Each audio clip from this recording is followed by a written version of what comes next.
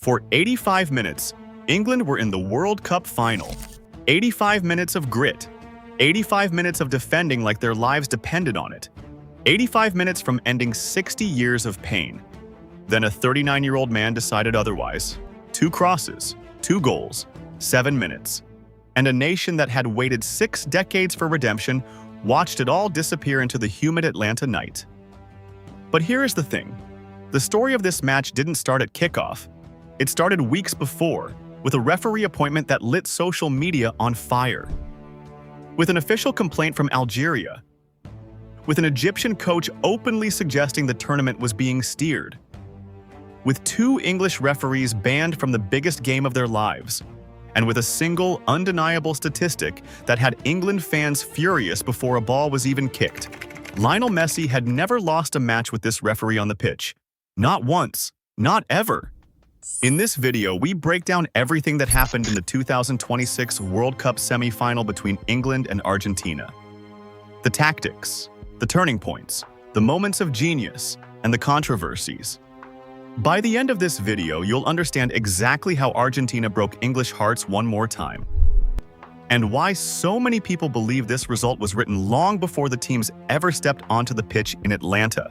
This episode is sponsored by Kalshi, the largest prediction market in the United States. Here's what makes Kalshi different. You are not playing against a house. Kalshi is peer-to-peer trading. You buy a yes or no contract on whether something will happen, and you're trading directly against other users. Think of it like buying or selling a stock. The line isn't set by some algorithm working against you. It moves based on where the money goes. Public opinion sets the price. Right now, Spain winning the FIFA World Cup is trading at this probability, meaning a $100 trade pays out this amount with a correct prediction. And as that probability shifts, you can buy in or out of your position at any time to lock in a profit or cut a loss. Kalshi is CFTC approved, federally regulated, which is why it's available all across the country, including California and Texas. Download the Kalshi app and use code BIOS to get $10 when you trade $10. Kalshi. Kalshi. Trade what's next. But to understand what happened on July 15, 2026, you first need to understand the rivalry between England and Argentina. Because this isn't just football. It's a grudge that has been simmering for 60 years. It started in 1966, a quarter-final at Wembley. Argentina's captain Antonio Ratin was sent off in a match so bad-tempered that England's manager Alf Ramsey afterward referred to the opposition in terms so insulting that Argentines still bring it up today. The wound never closed. Then came 1986, Mexico City. 4 years after the 2 countries had fought an actual armed conflict over the Falkland Islands, they met in a World Cup quarter-final.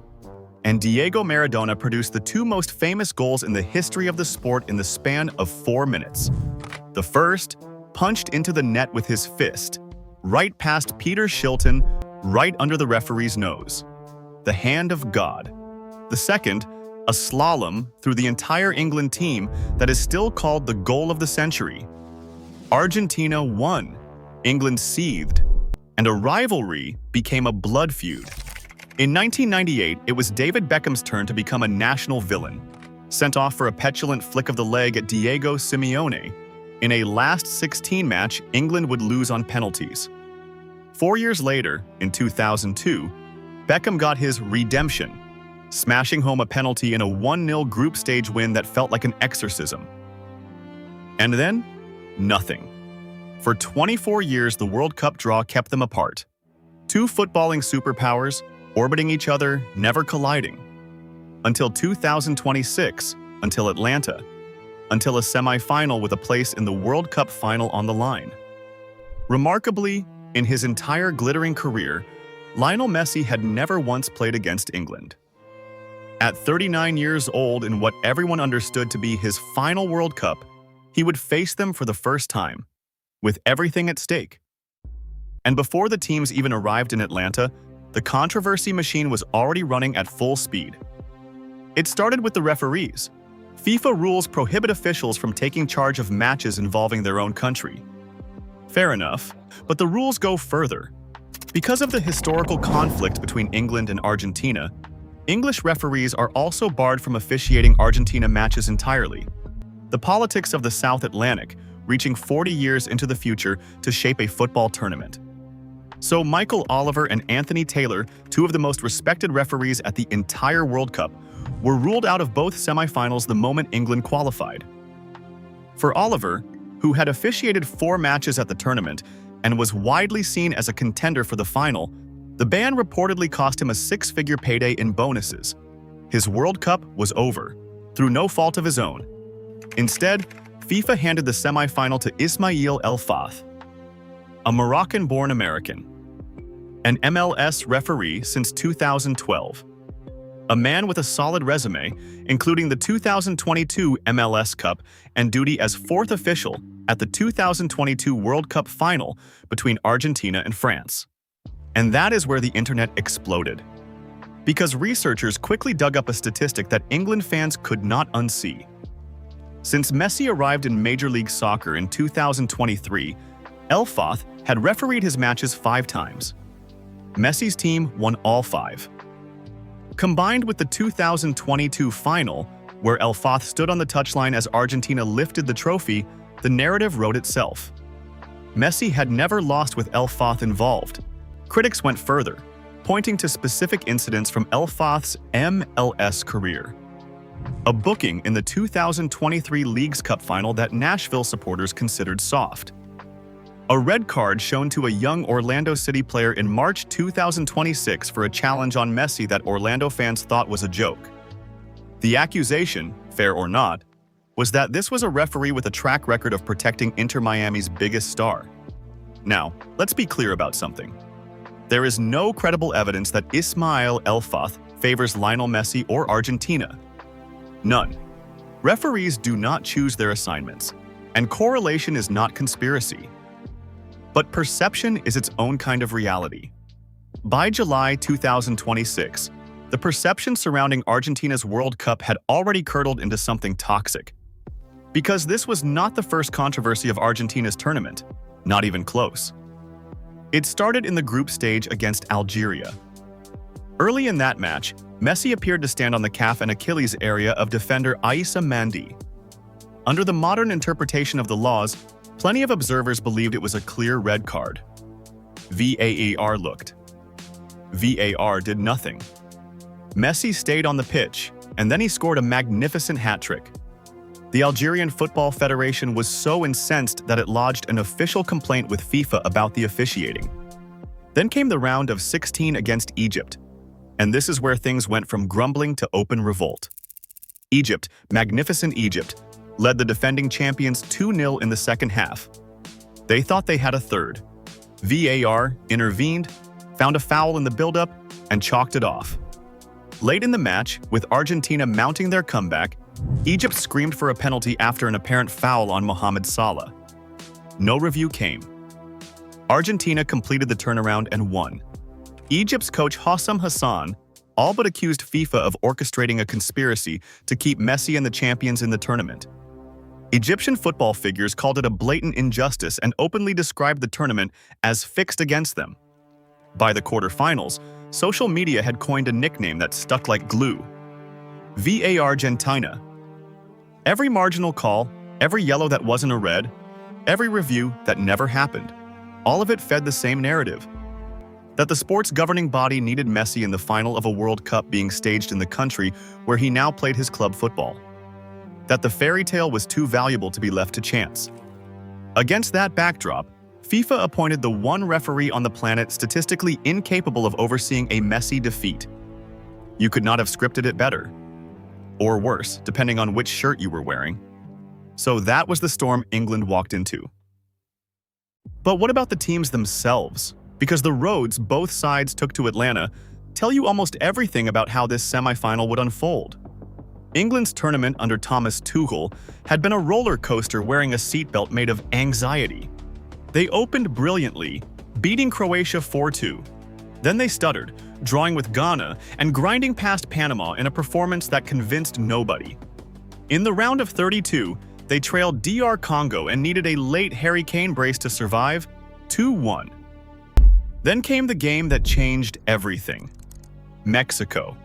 At the Estadio Azteca, the cathedral where Maradona had broken English hearts in 1986. England went to that fortress, a stadium where Mexico had never lost a World Cup match, and won 3-2 in an instant classic, powered by a Jude Bellingham brace, though it cost them defender Jarell Quansah to a red card and suspension. In the quarter-final, Norway pushed them all the way to extra time before Bellingham, again, delivered another brace, including the winner, in a 2-1 victory in the Miami Heat. But even in triumph, England were fraying at the edges.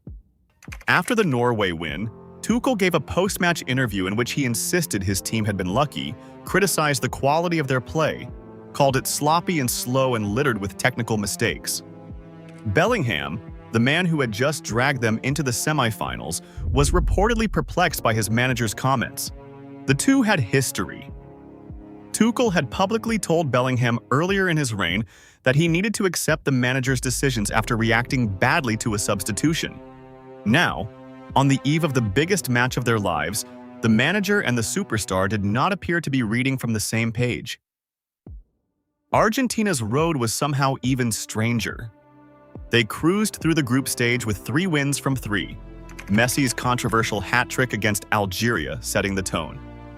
And then, the knockout rounds turned into a recurring nightmare they kept waking up from at the last possible second. Cape Verde, tiny Cape Verde, took them to extra time before falling 3-2. Egypt led them 2-0 before the Great Escape. Switzerland were level in the quarter-final until Breel Embolo saw red in the 72nd minute, after which Julian Alvarez struck deep in extra time and Lautaro Martinez added a third in a 3-1 win. Ugly, fortunate, relentless. Heading into the semi-final, Argentina had scored 9 goals after the 75th minute of matches at this World Cup. 9. No team in the tournament came close. They weren't beating opponents. They were outlasting them, suffocating them, waiting for the moment belief flickered, and then striking with the ruthlessness of a team that had forgotten how to lose. And at the center of it all, Messi, 8 goals, joint top scorer, 39 years old and somehow still the most dangerous player on the planet. There was even a detail for the superstitious. Argentina chose to wear their dark blue away kit in Atlanta. The same dark blue they wore in 1986 for the Hand of God match. The same dark blue they wore in 1998 when they knocked England out on penalties. When reporters put this to Tuchel before the match, he admitted he hadn't been aware of it and remarked that he would have done exactly the same thing if there were any superstition attached. Credit to them, he said. England fans felt a chill anyway. So, July 15th, Atlanta Stadium, more than 70,000 people. A place in the World Cup final against Spain waiting for the winner. Everything in place for a classic. What they got, at least at first, was a street fight. The opening half was one of the most bad-tempered 45 minutes of the entire tournament. Within minutes, players from both sides were tangling, hitting the floor, surrounding the referee, screaming for punishment. The tackles flew in. Bodies littered the pitch. There were theatrics, yes, but there were also genuine collisions, challenges that on another night, with another official, could easily have drawn cards. Elfath chose to keep the game flowing, refusing to reach for his pocket, and that leniency became its own talking point. Some praised him for not letting the match descend into a card fest. Others argued his loose grip was precisely why the half became an erratic, rhythm-free mess in which neither side could string together an attack without someone ending up on the grass. Goalless at the break. Tense, nasty, perfectly poised. A powder keg dressed up as a football match waiting for a single spark to set the whole thing off. And then, 10 minutes into the second half, Atlanta erupted. 55th minute.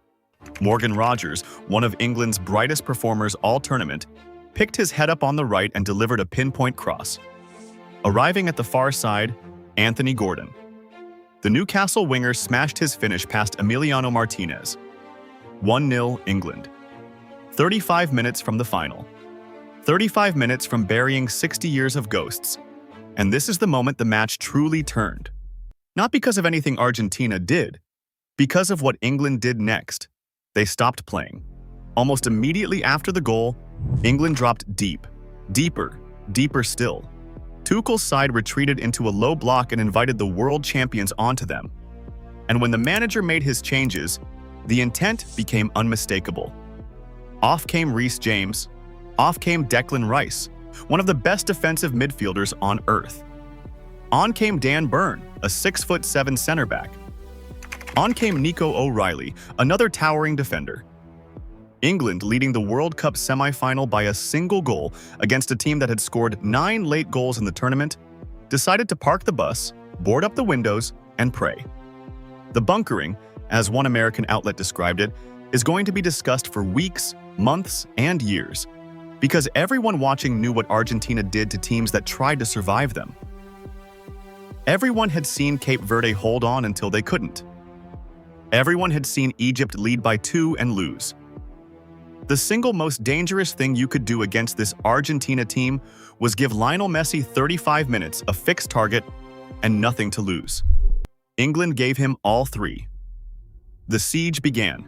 Alexis Mac Allister rose to meet a cross and thumped a header against the inside of the post, the ball somehow bouncing to safety. England barely noticed. They were too busy defending. Jordan Pickford, whose distribution grew more erratic as the pressure mounted, kept launching long balls that found nobody.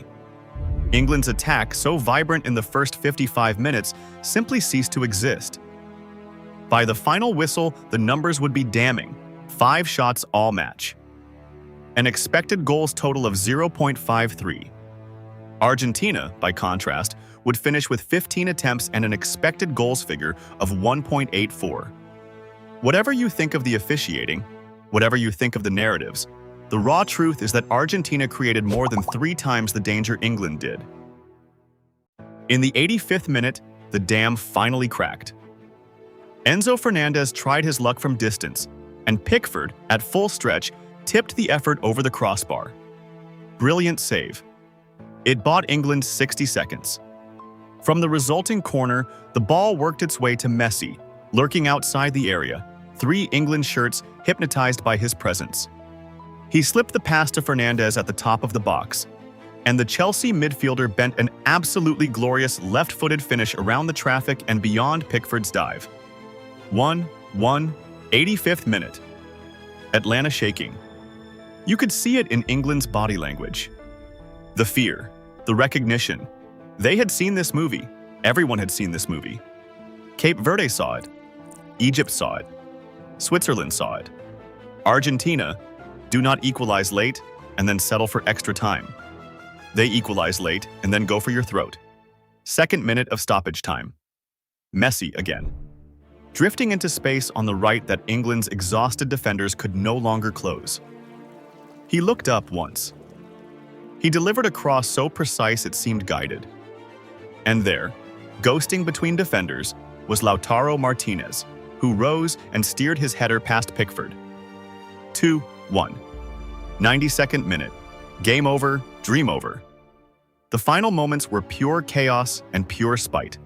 Bellingham brought down Messi in frustration deep in England's half, another flashpoint in a match full of them, and the 2 sides squared up one final time. Emiliano Martinez, Argentina's master of the dark arts, collected a hopeful England ball, went to ground, and milked every second off the clock, eventually drawing a foul that all but confirmed the end. When El Fath blew the final whistle, Argentina's players collapsed into each other. England's players collapsed into nothing. Argentina, one final away from becoming the first nation to win back-to-back World Cups since Brazil in 1958 and 1962. England left to face France in a third-place playoff nobody in the country wanted to watch.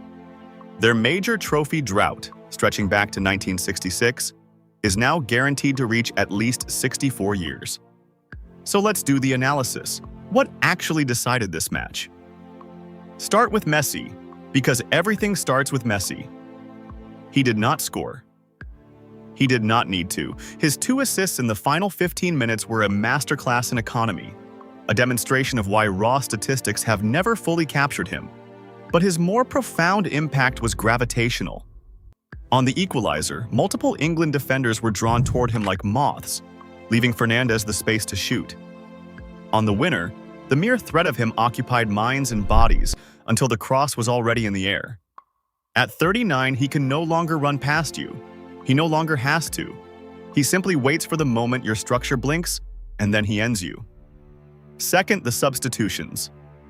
Tuchel's decision to remove Rice and James for two giant defenders was the physical embodiment of a mentality, and that mentality lost England the match. Rice is precisely the player you want on the pitch when Argentina are loading crosses into your box and recycling possession at the edge of your area. Removing him removed England's ability to break pressure, to hold the ball, to give the defense 60 seconds of oxygen. Burn and O'Reilly are fine aerial defenders. But a low block with no outlet is not a strategy, it's a countdown. The great irony is that Tuchel had spent this tournament criticizing his team for a lack of quality, for sloppiness, for playing too slowly. And in the biggest match of his career, he made the changes that guaranteed England would stop playing football altogether. Third, the profligacy of caution. England's expected goals of 0.53 in a World Cup semi-final is an indictment. Gordon's goal was wonderful. Rodgers was excellent. Dujed Spence, by wide agreement, was immense at fullback and deserved better. But Kane, the captain, the talisman, chasing Messi in the Golden Boot race with 6 goals of his own, was starved into invisibility. Bellingham, the hero of Mexico City and Miami, could not impose himself on a match that England deliberately chose not to have the ball in. You cannot win a knockout match you refuse to participate in. For 35 minutes, England participated in nothing. Fourth, Argentina's identity. It's easy to be dazzled by the comeback and miss the machinery underneath it. Lionel Scaloni's side has been, for stretches of this tournament, genuinely mediocre. But they possess two qualities that trump form: belief and patience. They have now scored 10 goals after the 75th minute at this World Cup. That is not luck. That is a repeatable, deliberate pattern. Fresh attacking legs late. Messi conserving energy for the decisive quarter hour. Opponents psychologically conditioned by the sheer weight of evidence to expect the collapse before it happens. Egypt felt it. Switzerland felt it. And when Fernandez's shot hit the net in minute 85, England felt it too. The last 5 minutes were less a contest than a prophecy fulfilling itself. And then there is the fifth factor, the one that will never be settled: the officiating. To be fair to Ismail El Fath, the match produced no single catastrophic decision, no hand of God, no phantom penalty. His most controversial choice was philosophical: the decision to referee a knife-edge rivalry match with a light touch, letting challenges go in that first-half brawl that other officials might have punished.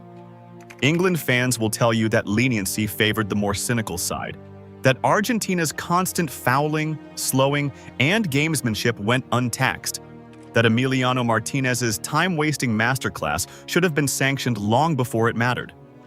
Argentina fans will tell you England were the ones kicking lumps out of Messi, and that Bellingham's late takedown of him summed up the Three Lions' frustration perfectly. But the individual decisions were never really the point. The point was the pattern. A tournament in which Algeria filed an official complaint, in which Egypt's coach spoke openly of a conspiracy, in which a nickname like VARgentina could take root and flourish, in which FIFA, knowing all of this, still appointed the one referee whose record with Messi was a perfect, unblemished streak of victories, now extended to 6. Nobody needs to believe in an actual conspiracy to recognize a governance failure. When the integrity of a World Cup semifinal is being debated before kickoff because of an appointment choice, the damage is already done, whatever happens on the pitch. FIFA created the conditions for every England fan to walk away believing the fix was in. And after Atlanta, millions of them do. Is that fair to Argentina? Honestly, probably not. Strip away the noise and the champions were clearly the better team in the moments that mattered. They created 3 times as many chances as England. They hit the post. They kept their composure while their opponents retreated into terror. Their winning goal was a thing of beauty, created by the greatest player who ever lived, finished by a world-class striker. Ugly as their tournament has been, no team reaches consecutive World Cup finals by accident. But fairness has never been what this fixture is about. It's about 1966 and Rattin. It's about 1986 and the fist of Maradona. It's about 1998 and Beckham's red mist. And now, it's about 2026 and 85 minutes of hope dissolving into 7 minutes of heartbreak, with a referee controversy riding shotgun the entire way. England and Argentina do not produce football matches. They produce grievances that last generations. Atlanta just wrote the newest chapter, and so the tournament moves on. On Sunday, at New York, New Jersey Stadium, Argentina faced Spain in the final. Messi against Lamine Yamal, the first meeting between the greatest player of the last 20 years and the teenager anointed as his heir. Messi chasing a second consecutive World Cup, the feat no nation has managed in 64 years, in what is surely the final match of the greatest international career the sport has ever seen. Whatever your feelings about how Argentina got there, that is a stage worthy of the moment. England go to a third-place match against France, and then home to the inquest. Tuchel's substitutions will be dissected on every panel show in the country. The bunkering will be replayed until the tape wears out. Bellingham and Kane will be 27 and 36 when the next World Cup arrives in 2030. One entering his prime, one almost certainly out of time. And the drought rolls on. 60 years became 64 the moment Lautaro Martinez's header crossed the line. Some wounds in football never heal. This fixture exists to keep reopening them. Because in the end, that is the real story of Atlanta, not the referee, not the conspiracy theories, not even the tactics. It's that England, standing at the very door of history, chose fear. And Argentina, staring at elimination for the 4th time in 5 knockout rounds, chose belief. One team spent 35 minutes trying not to lose. The other spent 35 minutes remembering that it never does. Lionel Messi has now beaten the only major footballing nation he had never faced, at 39, in 7 minutes, without scoring a goal. And on Sunday, he plays for immortality. Like and subscribe for more deep dive football documentaries. Until next time.